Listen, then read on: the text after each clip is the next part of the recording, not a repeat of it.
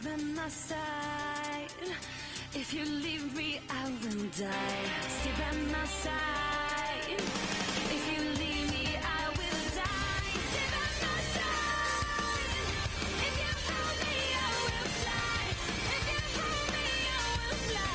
Will you hold me? Come close,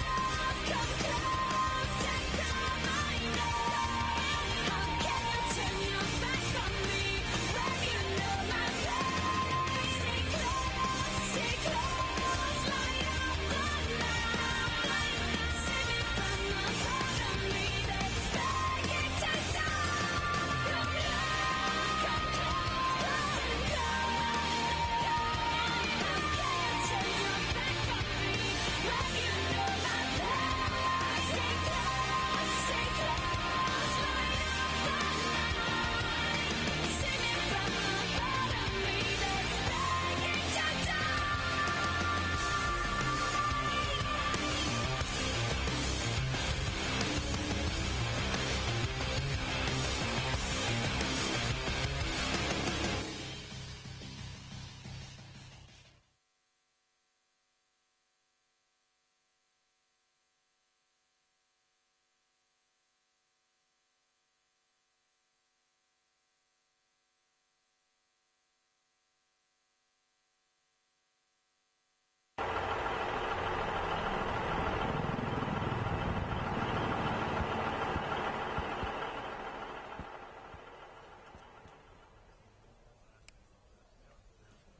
Prueba, sí.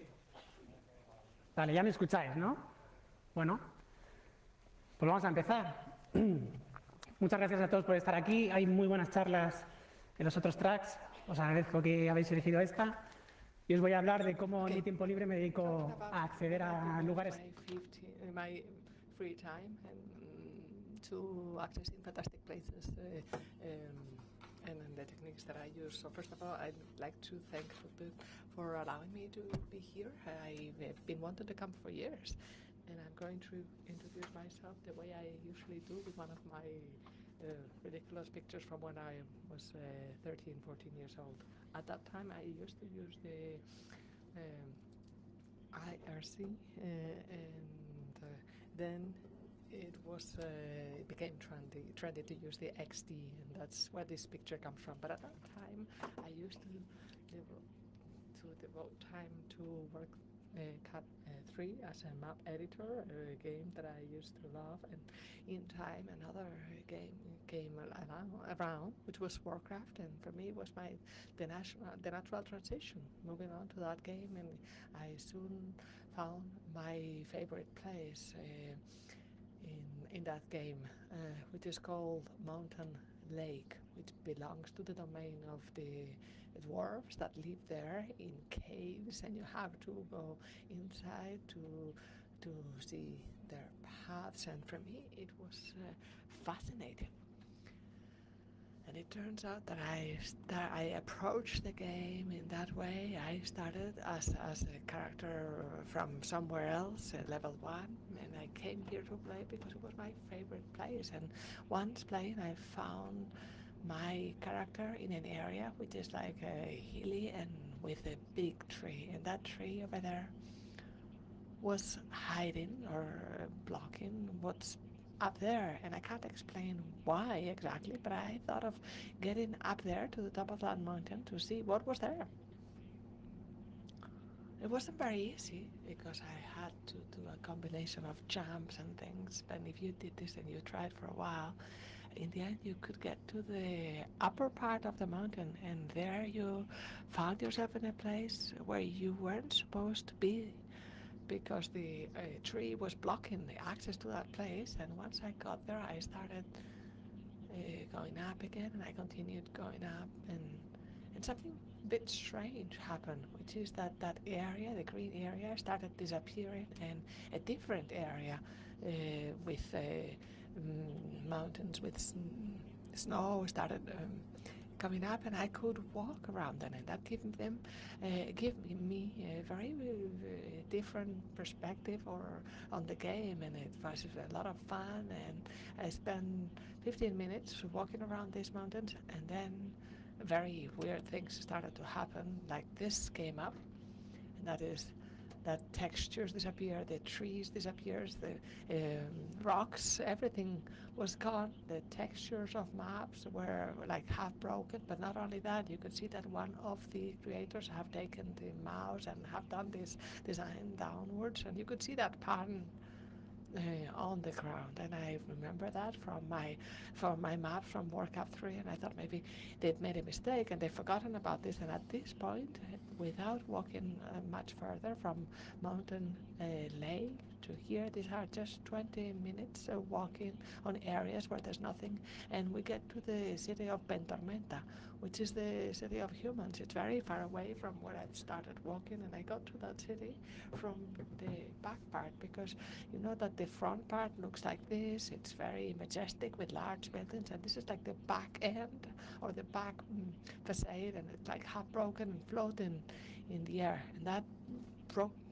destroyed my mind. And I realized that video games had secrets, and since I only devote my time to finding them, discovering them, and in time, at the time there wasn't Twitter or Facebook or anything. There were only fora, and I would tell about my findings there, and more people from all over the world had also found these fantastic places with different techniques, sometimes jumping, sometimes using other skills of the characters, and they got there, and we used to share the screen captures, and then somebody joined that forum and said there was a place that was called the Game Master Island, which are the game administrators, characters that connect to the game, and they go in there, and that person said that those game masters had an island for themselves. And I said, well, from now on, my whole life is about finding this island. I don't know what it is, where it is, but I have to find it. And I didn't know what it looked like at the time. But then that person said something else. It said that the Game Master Island was in a continent that was called Kalendar. I had been to Kalendar because my character was an alpha, and I was more or less familiar with some areas, but I didn't know the whole continent, so I didn't play anymore. I was just exploring, so I was a very low level player, but I wanted to find this island, and because it was an island and I didn't know where it was, I thought perhaps it's in the north or south or east or west, and because I didn't know where, I started swimming. And I was swimming around Kalendar for a long, long time. And in fact, I went around the whole of Kalendar swimming, and I did not find the Game Master Island. So when I didn't find it, I thought, well, the character is low level, and I used to get killed. The enemies found me, and I had to revive myself. So in one of those deaths, I've missed it. So I went around several times, and the Game Master Island never appeared. It never appeared, but what I did appear was something else. Look at what you're going to see here are the map limits. The map limits, I didn't know that, but Kalendar has a limit which is defined. There's the continent, and there's water, and the water area is Marimagnen, and then there is emptiness, and there is nothing. And if you jump into that void, you fall and you die. This made me think of the Truman Show when he gets to the end of the stage, and so I didn't find the Game Master Island. I thought, but it's not bad. But I still wanted to get to that place. So with this small group of explorers that we were sharing the screen captures, we found where it was. It's in the upper left part. That's where the island was.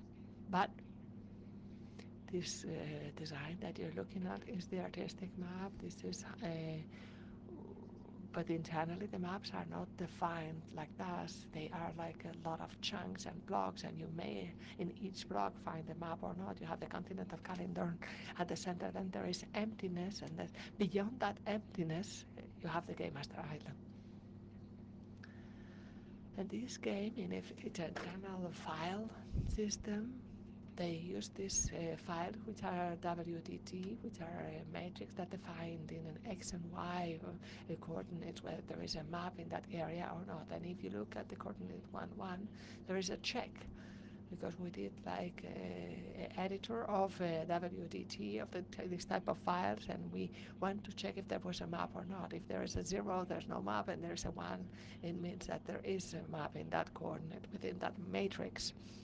So because coordinate 1, 1 had a Game Master Island, and around it was all empty, there was nothing, we did a road of ones that went from Caledon and took us walking till the Game Master Island. And once we walked over there, but even with the change of the 0 and 1, what happens is that the 1 means that there is a map. But what map is there? It could be water or terrain, but we found maps that are white. Look at where the characters are walking in. No textures, nothing. So we found that in some place of the game we had those maps, and we did. If we found a road of ones that took us there, because it was very easy to move around that, and this was very striking visually. And after a long time walking, we got to the Game Master Island. And this is a video you're going to see. Look at how the character, as it goes into the island, it says contested territory. But when you go back to you mean you're in the Scarlet Monastery. If you've played this game, you know that the Scarlet Monastery exists. It's a building, monastery, and what we found out is that the Scarlet Monastery is actually floating on air, but you are inside it. You do not know that it's floating, but it's actually not attached to the land. And below that monastery, you have these maps of a white texture, which was perfect to duplicate it and to make a path. And that's why when you go back to the white area, it tells you you're in Scarlet Monastery. And that's not the case, but it's that internally they have an indicator that says that this map corresponds with this area, and that's why. So we did some videos and we published them, and Blizzard, which is the developer of the game, didn't like us to be going to the Game Master Island, and they fixed this. But we had been there once, and once you've been there, you cannot stop going.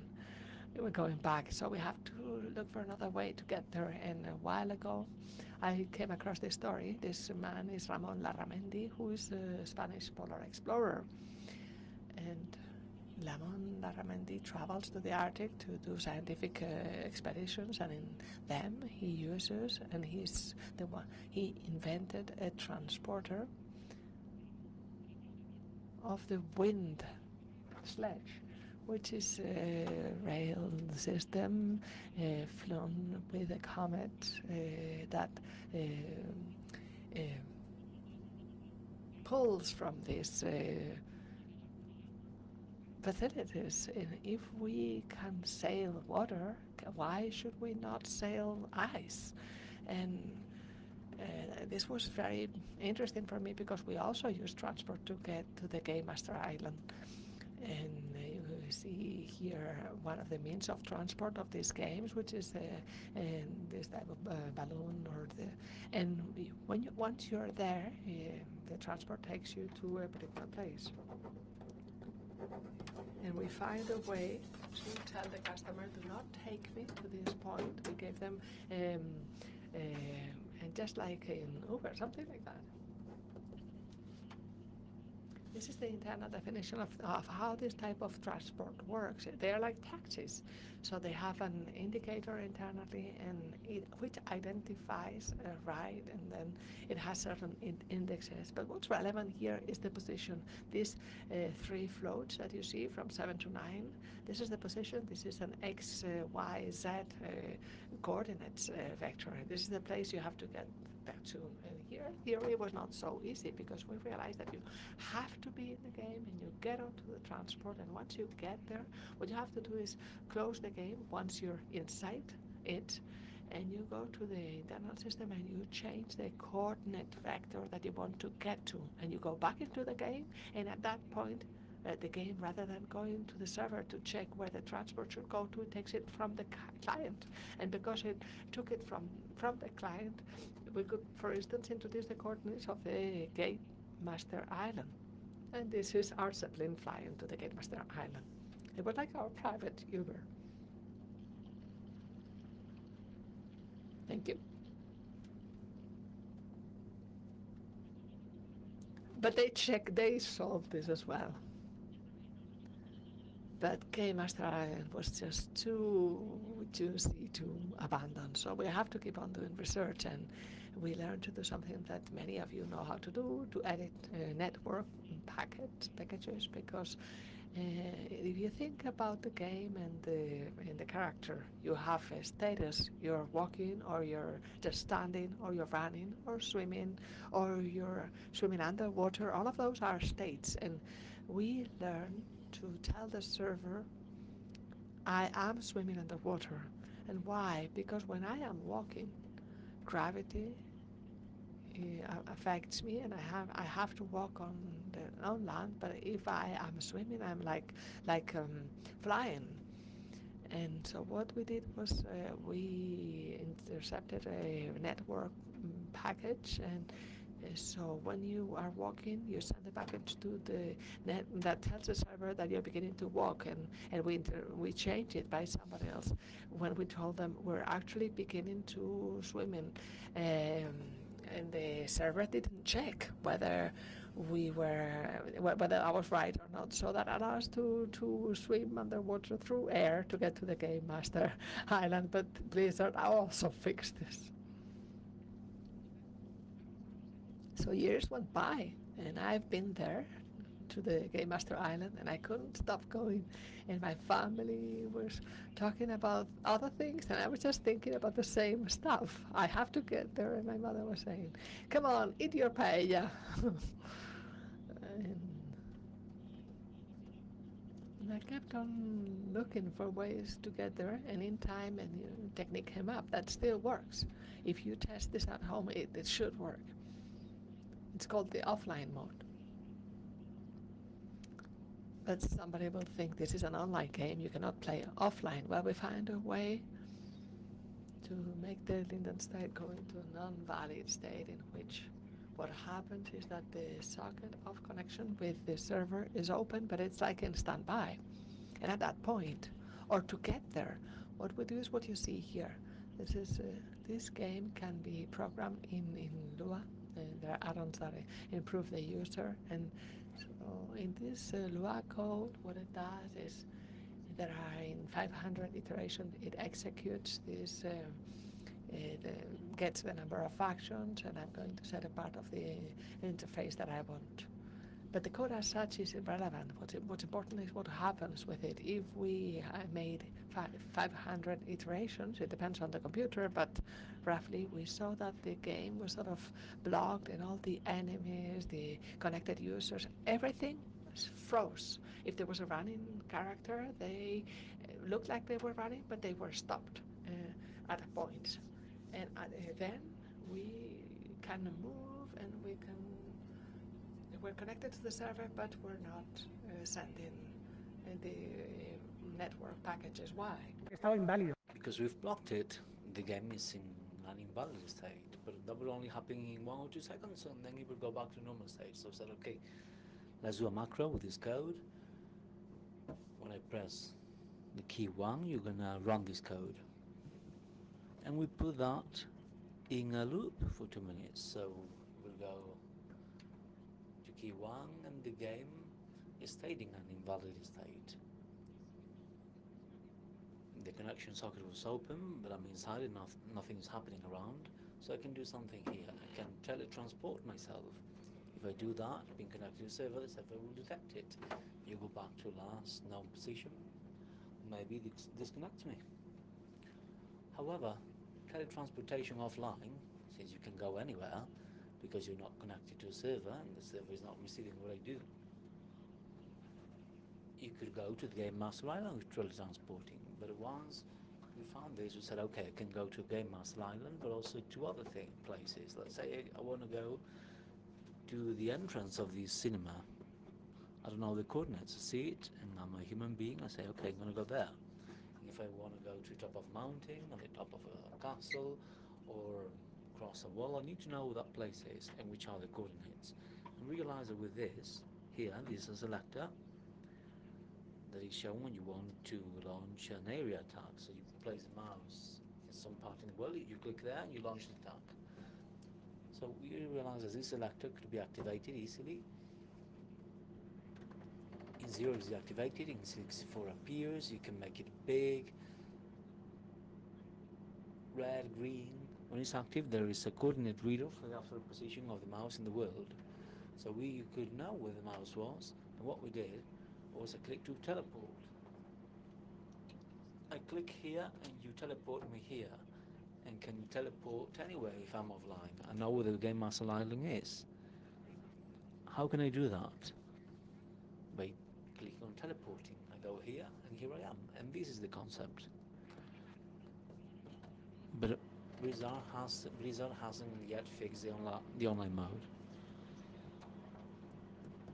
Because if you think of the offline mode, it's virtually nothing. They're not getting more gold, you cannot increase the level more quickly, there's no benefit. So the offline mode doesn't mean anything.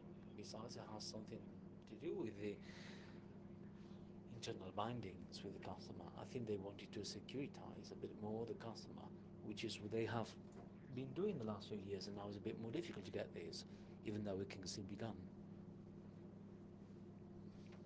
Okay, and I'd like you to raise your hand if you have ever played GoldenEye on Nintendo 64.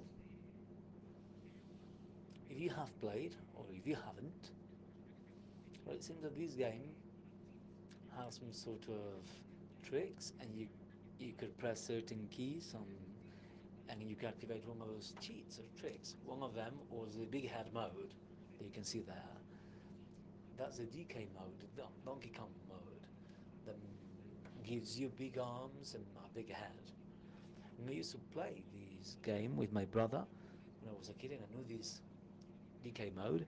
And when I did engineering in World of Warcraft, I thought, well, maybe I could do a big head mode for World of Warcraft. I didn't quite know about 3D. I did it with hexadecimal technology. I tried to scale that head to do a big head model, and then I went into the game to see it. It didn't quite look good. Instead of having a big head, I had like a broken head. But this is quite cool because everyone had their head kind of broke. So I tried. It didn't quite work, but I do have a friend in this group who did it well. This part of what you may see here, the code is big, is a lot longer. And my Islam's friend theory is that you can look for the geometry model about all the bones, the arm, the head. And when you find the head, you go to that part of the geometry and you scale it in a factor. And if you do that well, unlike me, you go to a game, and this is the big head mode in World of Warcraft applied to different models that there are around the world. In testing this, we found something else, and some models do have a visual head, such as a turtle. They have a head coming out from their body.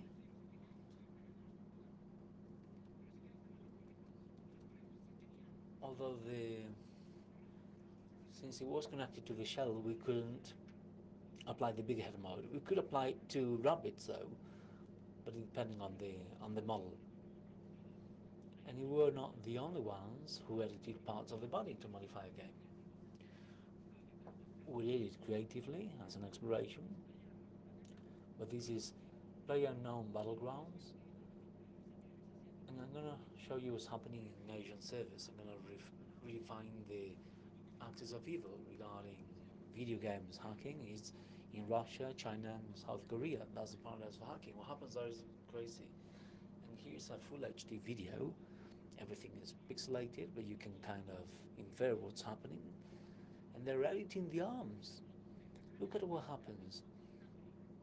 The guy is kind of covering himself with a hill. Can you see the long arms there? But now he's gonna get his arms. He covers with the hill, and he deploys a weapon in the hill, so he's kind of using the hill to cover.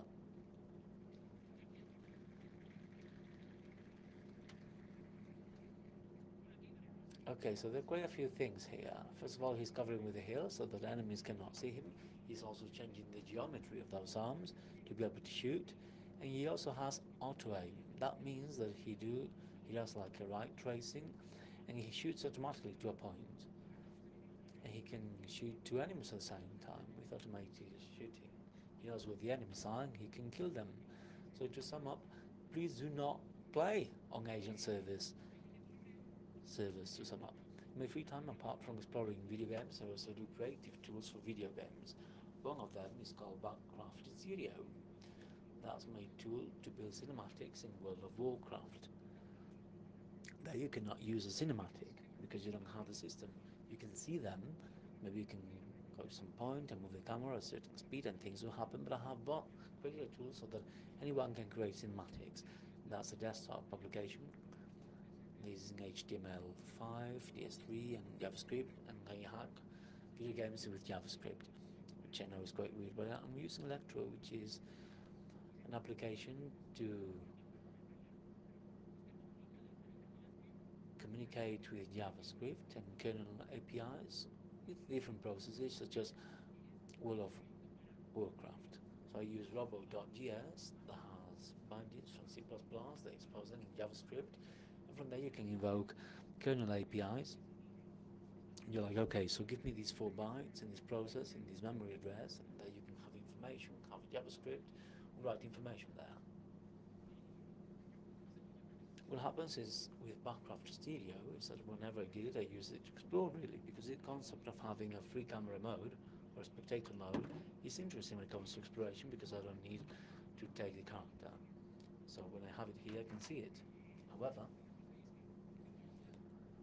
in fact, from the first expansion of World of Warcraft onwards, the game is distributed with the ability to enable a spectator mode. You need to go to a certain array of bytes, do some byte shifting to activate them, and then the camera decouples from the character and gives you controls such as WSB, with space, with the mouse, and you can move the camera, but only from the first expansion. And with Backcraft Studio, I want to explore all the versions of World of Warcraft. I know that there are different versions of World of Warcraft that have different secrets. It's not the same thing going to the third expansion than going to the first ones. They have places that are important to me to see. Besides, we have World of Warcraft from the 2003 version. There was an alpha version that was leaked. Initially it was only accessible for the Blizzard workers and for the guests. Someone published that binary, and how do you play that nowadays? Well, through emulated servers. People who did reverse engineering have private servers emulating the behavior of official servers, and you can play all these versions. So Backcraft Studio works from the first alpha version until the last expansion. What you may see here is some cinematics created with one of these tools, and in fact the camera is following a certain path. Is done through a interpolation time function. In 20 seconds you go from this point to this point, you place the camera at this address, you press play, and this is what happens. This is with one of the first expansions in spectator mode. I wanted the spectator mode to also get to any version of World of Warcraft, the first ones basically, the Alpha and Classic, because they have the most fun and interesting secrets. So first, when I started to do Backcraft Studio, I tried to look at how to implement the spectator mode in those World of Warcraft versions. What you may see here is the structure of the camera in memory. There's loads of data here, some of them quite interesting. The relevant bit is the line 5 and line 6. We have vector of coordinates x and z, that's memory structure, and here we have the camera position. And then we have a matrix of 3 by 3. defining the orientation of the camera. That's like the lookout. Where is the camera looking at? And then you have other data that are not relevant. And with this position and with the site matrix, I said, okay, so this is JavaScript, this is how I define the matrix, and this is a relevant line. That's the forward vector. That's the direction in which I'm looking at. And with that I can say, okay, so this is my real JavaScript code, and I say, okay, so I can press W to go forward, or I get the current camera position, and displace it in the direction it's looking at, multiply by a certain speed factor for it to travel quicker or more slowly. Calculate that data, and I take it to the World of Warcraft process. And once we do that, this is spectator mode in the alpha version of World of Warcraft. That didn't have a spectator mode, but with this technique we can do it. And we now have a spectator mode in other versions of World of Warcraft. The latest ones have a way of activating it by default, and with this I explored the game again. And I went to the Hacker Islands, another island that we had in the game that was in the alpha version, then it disappeared. In the first release we couldn't finish it, so it disappeared. And after some time it appeared back again. So the Hackers Island has something quite interesting. This is the front view when you get to it, but if you go to the other side of the island and you look at what there is, you find the Statue of Liberty. They left a Statue of Liberty there. And on this island right now, if you go there, there's a mission quest that has to do with apes. So these are clear reference to the planet of the apes.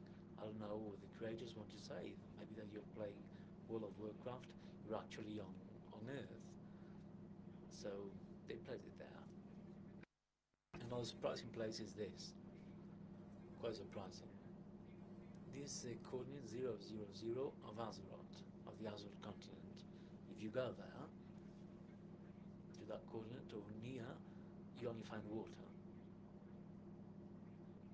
But what you see here, you kind of see some land below water, because in the first alpha version, the classic version, they left some forgotten land. Since you were not going to get there because it was not accessible, they left that there, but it was there. And then sometime they deleted that, but something happened. If you go right now to this coordinate with your character, in fact you couldn't get there because fatigue will kill you. When you get to that point, your life expires out and you cannot get there, but you could use the offline mode to get there, not connected to the server. There are reverse engineering techniques to get there. So you go to this point, to this coordinate, and you begin diving to the deep end of the ocean. After a long time, you reach the deep ocean. There's a thin layer of land with some grass around, and maybe you'll find a way to cross that land, the bottom of the ocean. And here, wherever there's water, water is endless. Water begins in a certain place and then it's endless. It doesn't have a certain height, like a rectangle of a cube going from here to there. So if there's water here and you cross the bottom of the ocean, you will still be in water and you keep diving until you get to a point where you're so far that you're far from the limits of the game. In the end, you understand that your character is so far. So it decouples automatically the camera from the character. The character goes and disappears ad infinitum. And you're looking there with the camera, and at that point you could activate the spectator mode. In that case, you can move the camera. And if you go down with the camera even more to the bottom of the ocean where there's nothing, there you'll find a forgotten city. There's a forgotten city with ships, with boats, with ports, with lots of buildings from the Alliance, from the Horde. Here we have some barracks, even towers. The Alliance is a battle area, a conquest area. And this is far from everything. And I have my theory why. In fact, this is very close to this area, from to the coordinate 000 is near the Torbrat area, which is a place for conquest and fighting. So I think one day they were working on Torbrat, they decided to take that out, and instead of deleting it, they got all the surrounding elements and said, okay, coordinate Z minus 9999. and they left that there at the bottom, and it's so far that if they in the map editor they probably cannot see it. They would need to go there to see it. Okay. And next, I'd like to talk about something else regarding animations and cinematics. You've all watched Matrix, I guess, or at least you know the bullet time effect. When they're shooting Neo, the camera moves a certain speed, but time goes at a different speed. So I want to control that time. Since I could control the camera, I said, well, if I could have some way of controlling time, maybe I could create that matrix effect for my cinematic tools, because I have more. I have backup studio for World of Warcraft, but this is Guild Wars 2, another one of these games, and I have Machine Max Studio for the same thing, to build cinematics there. What you may see here, this assembly code, I'll explain it because it's a larger function. And this is the final part of the function. This function has a loop inside, and this loop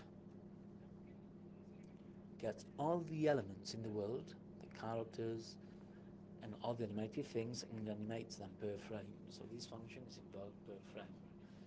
If my character is getting out a rifle, and they get it out and shoot, this function controls all that. And they also animate the trees, because they could say, well, here there's a trunk and leaves that's not animated, but you have wind moving the leaves, so that also moves. All the things that move are controlled here in Game Wars 2. And I realized that that condition of test ESI, that's the loop condition. If that condition is complied with, the elements are animated. If it doesn't comply, the game is a standstill. You can move, but you're kind of like a puppet, standstill, not moving properly. And when I researched this ESI condition, I could put a NOP, no operation, but when I restore this, something happened. The game continued animating those frames, those animations, from the time when I had deactivated it. And I said, okay, that means that we're not losing frames. I deactivate the condition. After 10 seconds, I restore it. The game continues animating from there, not from here. I said, great. If I take out the condition, the game stops. But if I reduce the frequency with which I meet this condition, my game goes at 60 frames, and I meet this condition at 30, the game is more slow. And the animations are slower because we don't lose frames. And here we have the matrix effect applied to Guild Wars 2 with a simple control, with a simple assembly control.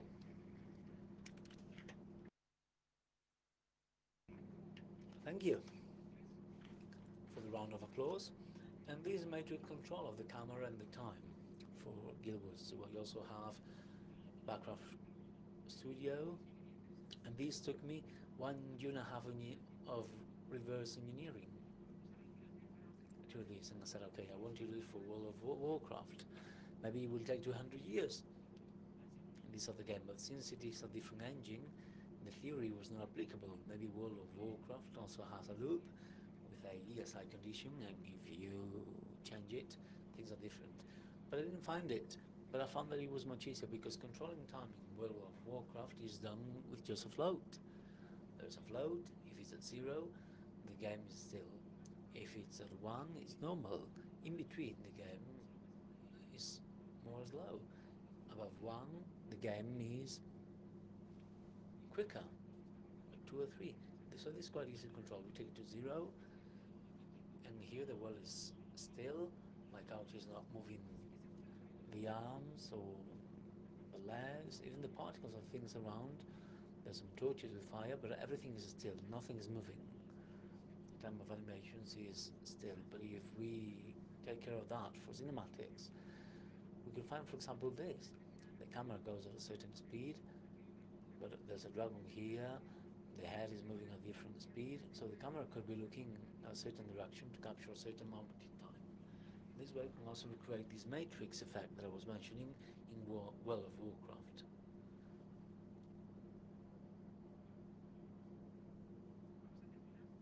So let's finish going back to the Game Master Island. I've talked about them at the beginning, but I didn't tell you what was there. I actually hired a designer to do some drawings for this speech. And I gave him some screen captures of the Game Master Island, and he did this, which is that island that really fascinated me when I got there for the first time. And when I got there for the first time, I found something quite interesting. There were some trees that were really big, really tall. These are the same trees in Teldrassil, the place where elves are born, and the whole environment belongs to Teldrassil. That's why this place was so impressive. It was really beautiful. You also have the island, a port, and that's like a docking port. You leave your boat there, and then you can go to the island. And when you get to the island, there's a guild house, a house for the game masters. The guild houses are the houses of brotherhoods, of fraternities. Fraternities will have their own houses initially, but they didn't have the time to finish them, so they put them in the Master Island, in the Game Master Island. And behind that house there was a mountain, and inside it there's a secret, but there isn't a hole or a cave to get into it. But if you found a way to cross land, you could get to a prison chamber. Inside the mountain of the Game Master Island there's a prison, and if you misbehave, the Game Masters will teleport you here. Maybe you swore, maybe they cannot ban you for that, but they wanted you to reflect on that. So you will go to that prison chamber, you will sit here, and then you will be told of, hey, you did this or that. So with this we're going to finish. This speech is a bit longer, but I had to adapt it to the time of this conference. And you can see it in full on April 9th at a free event, and I have another conference which is hacking with video games with JavaScript, and it's very interesting to see how you can use JavaScript to hack video games. That talk will take place on March 12th. And my Twitter, you can look at how to book a space there. Well, thank you very much, everyone.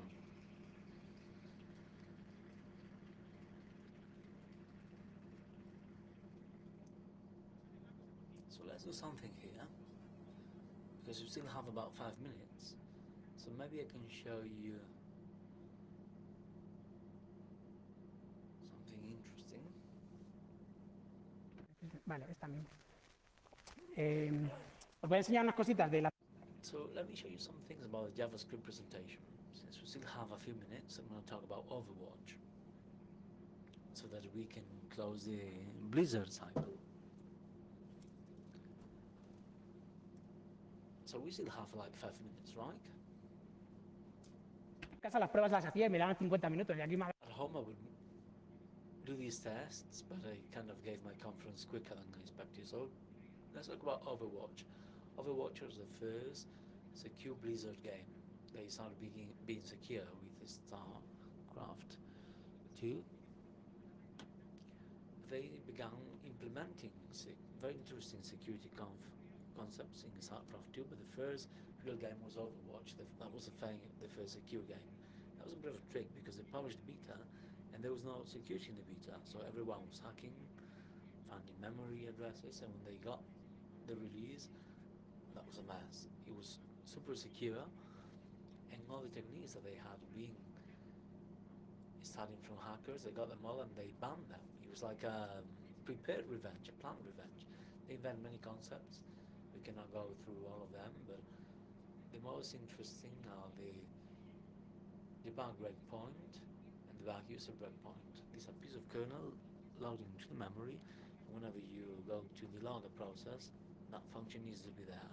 So whenever the game begins, they go to the library, they put loads of NOP. So if you try to debug the process, you cannot do so because they have eliminated those functions.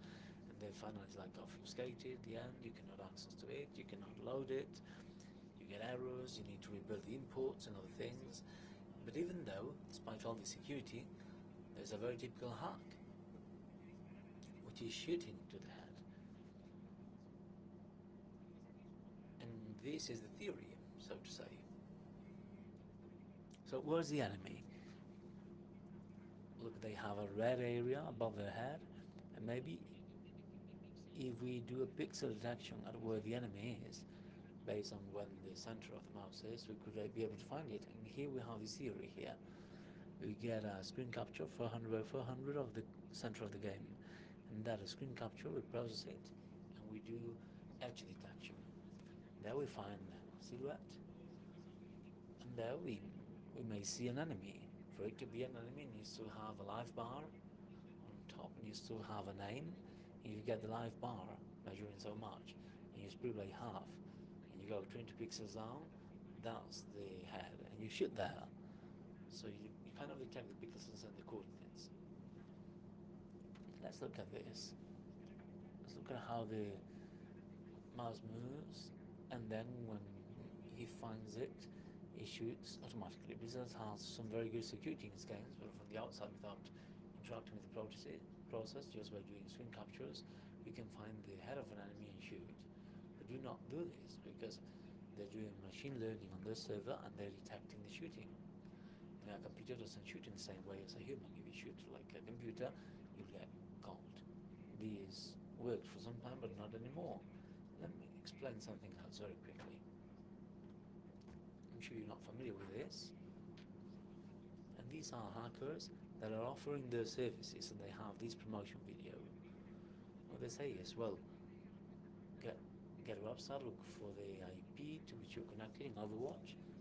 You get the IP, you go to our service, and you'll do some service denial attack against the server. Why? You're playing on the server. Why would you like to crash it? Well, the game is more slow and the server is collapsed. It's receiving the attack, and when they receive the attack, eventually cannot hold it and the server dies. It goes down, and here you get points for having played.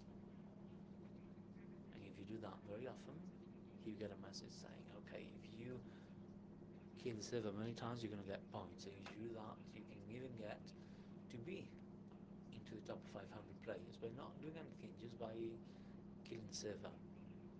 But Blizzard also fixed this a few months ago. And I think this was very simple. If you have a player that has always been at all the games that break, then you're the hacker. So they banned all those players. And this is all from me. Now we have some time for Q&A, for questions, if you have any. So please go ahead. Thank you for the round of applause. Tenemos preguntas. Sí, una pregunta. Ajá. Bueno, dos preguntas. Vale. I do have a couple of questions. First of all, regarding teleporting anywhere. Afterwards, if you go into the online mode, are you in that place, or do you go back to where you were offline? Well, when you activate the offline mode and then you go back, you were at the point where you activated it. You will still be at the initial point. Okay, my second question is, didn't you think about going to the Game Master Island to do some sort of ride? Well, my captures are hidden, but we did think about it, and we did it. Right now we cannot show it actually, but there's a way of teleporting there. So we talk about in the full talk that talks about using the official Blizzard transport. Sometimes they leave it active, and you put console word pole, and you put the coordinates, and you can teleport there. And when that happens, there are raids to the Game Master Island who go there just to be there. I don't know whether you have any more questions.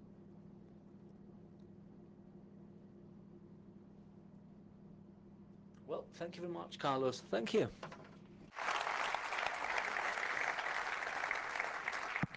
Volvemos a las 12:30. So we'll come back after the break at 12:30, in about 40 minutes.